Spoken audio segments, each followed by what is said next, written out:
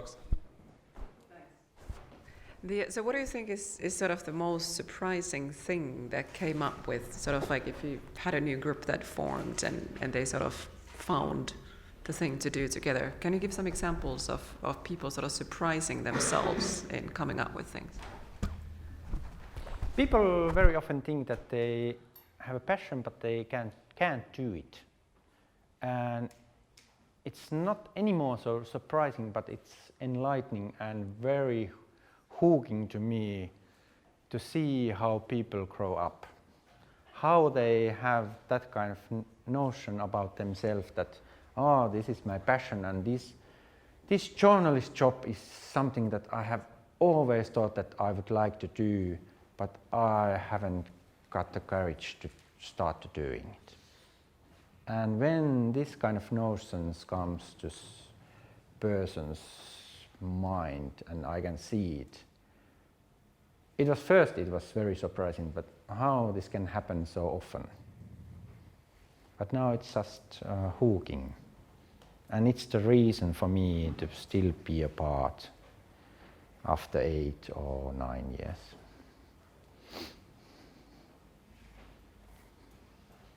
You said you're supposed to say yes to everything. Is it something you have in your is something you carry personally as well? Nowadays, yeah.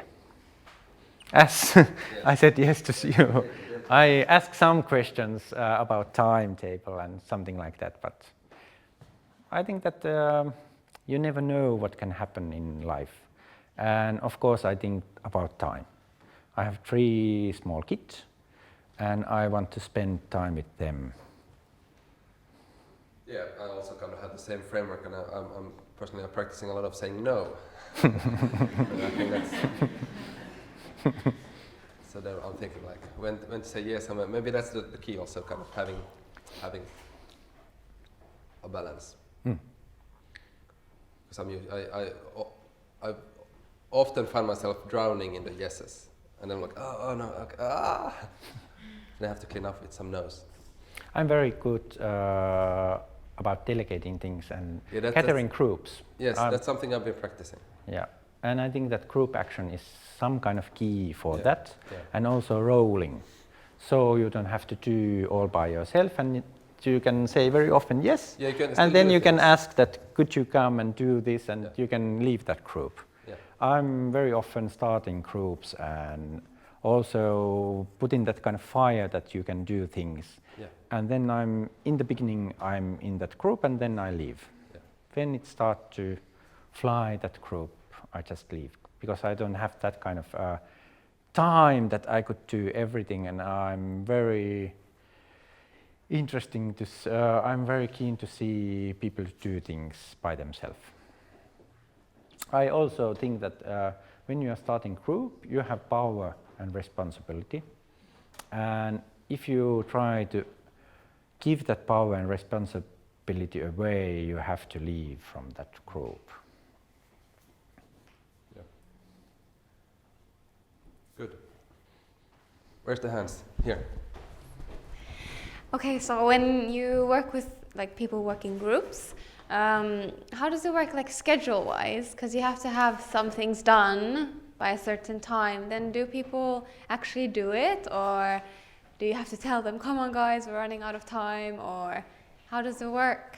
How do you motivate people? Yeah. For example, in Arabia Street Festival there is executive producer, which have different kind of role. He has certain kind of responsibilities, and most important of those roles is timetabling and giving responsibility and power.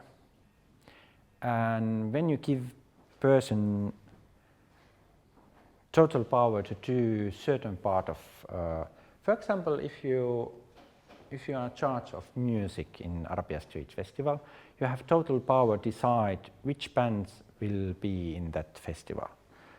In same time, you have total responsibility also get the bands know that there is this kind of festival and you can be a part of it. And I think that this is key thing. So you don't have to call people that have you done this or come and do this and we have this meeting and please be a part of it. It's some kind of that we have that kind of structure that have been timetabled. Certain things in this kind of production of happening you have to do in certain time. You have to have these artists in certain day. And we have this kind of timetable. And then we tell that if you need help or if you need other people to do it with yourself, we can help it. And it hooks you up when you have power to do things and you can decide what kind of music, for example, there is, or what kind of point of view there will be in music in that happening in this year. So I think that this kind of, it happens very rarely that people are not doing things at all.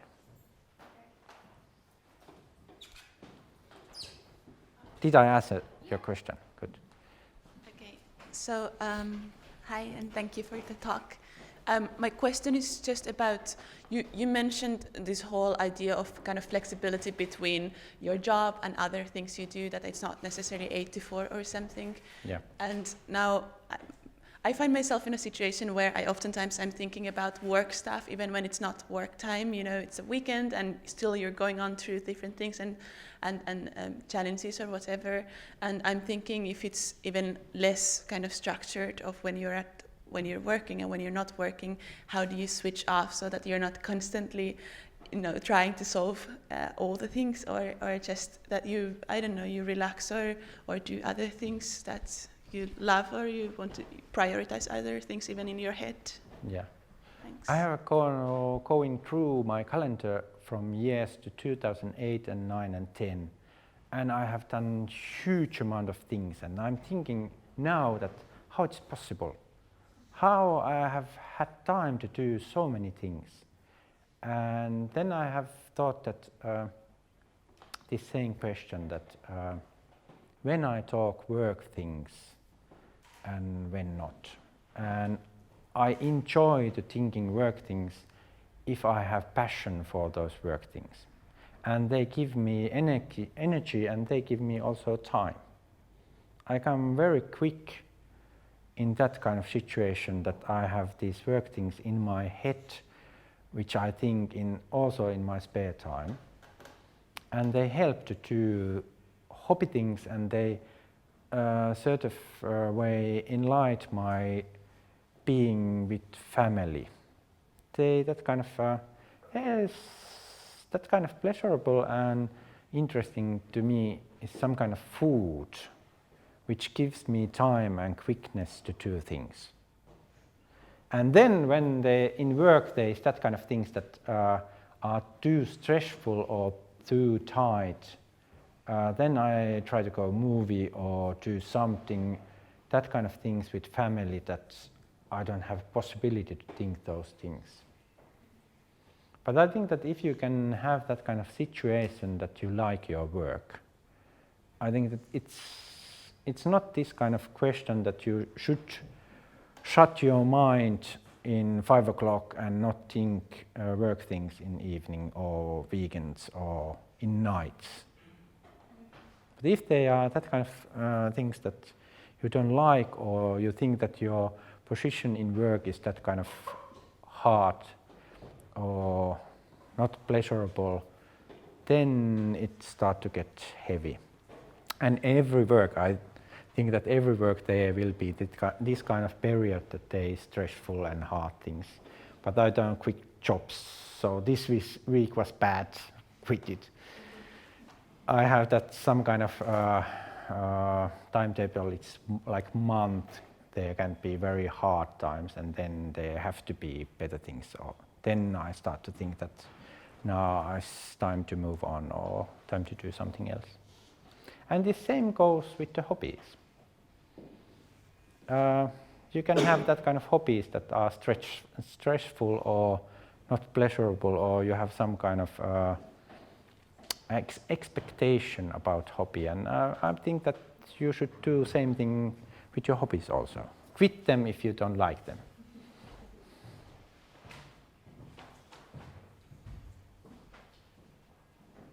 There's one. Where? Good. Maybe it's a bit off topic, but like humanity used technology to save time for a long time. We created telegraph, telephone, computer, social media. So my first question is, do you think how much time do you spend on social media? And my second question is, what is your attitude towards social media, and how do you think does it save your time or it spend more time? I spend all the time in social media. It's always on. And one important thing also that production group for Arabia Street Festival, we have as less meetings as possible. And we have, for example, closed groups in Facebook and intra, and we have this kind of co-working methods and ask people to chat with each other and avoid this kind of physical meetings. Of course there is this, and they are also very important to see people face to face, but as less as it possible. And I think that social media is nice. I don't have this kind of close family in here Helsinki, but I have in Arabiaranta, I have neighbors which I think that have taking to part which family has earlier have in person's life for me. And I think that this neighborhood family builds up through the social media. I'm very selective which I read and which discussions I make. And did I answer your question? Yeah. Who's the next? Where I can stroll? I got a glass. So, anyone have questions? I'm keen on the switch. Kind of, you said there's a lot of friends asking you or moaning about their jobs, and then you say, "Quit your job, do a change." But how does this change kind of actually then happen? And kind of what are the tools that are kind of what are the tools that are, and kind of what is the mindset that is necessary to actually do the change? Kind of, you've probably seen this among your friends. I think that most important thing is not to be afraid to give away certainty. Very often people think that it's very you have to have certain income so that you can be alive. But in Finland we have social security. In India, if you don't have any money, you will die. There isn't any social security. And I think that this is highest mountain that you have to go, have this kind of willingness to trust to life, that something will come up if you do things that you like. You don't have to think that my income comes from here and I have to see that it will come from there, or I will stay alive in that and that and that way. I think that's most fearful thing and also most important thing, that you can quit things that you are doing. And it's, of course, for me it's also, I have been very poor in sometimes because I have taken these kind of things that I have any plans to do anything.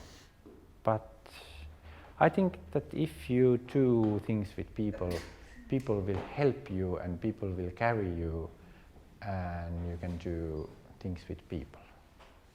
Somebody will give you some meal in some time and some roof in some time. It's much more challenging when you have 3 kids. You have to think a little bit more, but still, you can manage in Finland. If you are India with 3 kids, I wouldn't say that quit everything and don't have money. It would be a little bit too much for me, not somebody else perhaps. There's still room for one.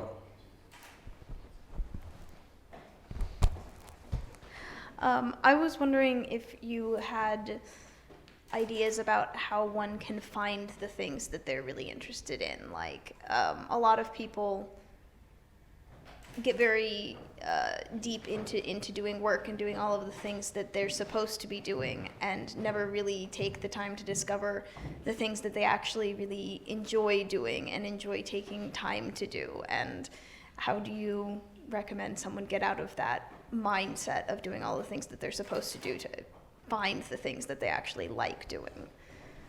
I think that everything starts from the big, small things. Arabia Street Festival actually has been happening, one yard happening in 2005, and it was one apartment buildings, neighborhoods happening where they did have very small flea market and one theater group making one play. And Arabia Street Festival started from there. And if you think that where you find things that you like, somebody like to do like this with the paper. And if you start from here and start to do this, and then you can start to think that if you can be some kind of paper changer or